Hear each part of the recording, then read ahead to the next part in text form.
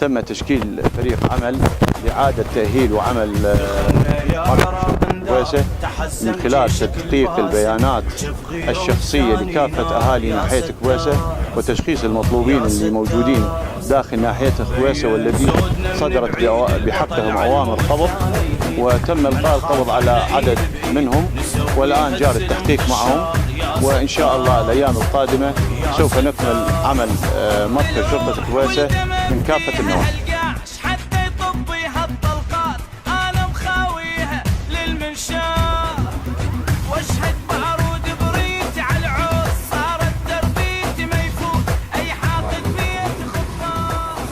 والاخ هنا يعني كان عند الاجرام عند قاعده معلومات قبل زيد عند المواد الرسميه تعمل عليه ولاده شرطه الابواب المحافظه والفلوجه فنتاكد بالنسبه للرضاعي ولا كان سيد قائد الشرطه يكون مصير المواطن يعتمد على اسم الرضاعي ولا خاصه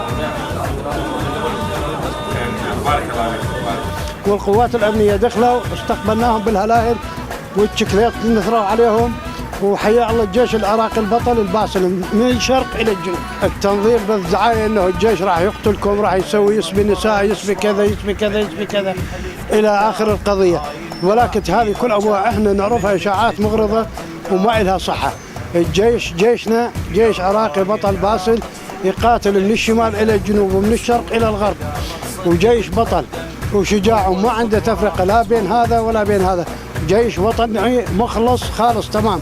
سمعنا اخبار انه ما راح نسلمها بسهوله، راح نسلمها يعني شغله مثل ما يقول البيوت كلها نوقعها، نمسح البيوت ما اعرف شيء، يعني ما ننطيها بالسهوله. لا ما اثرت على عزيمتنا لان قاعدين ننتظر القوات الامنيه، احنا نشكر القوات الامنيه ومنصورين ان شاء الله باذن الله. ان شاء الله احنا منتصرين مع القوات الامنيه رجال كويس.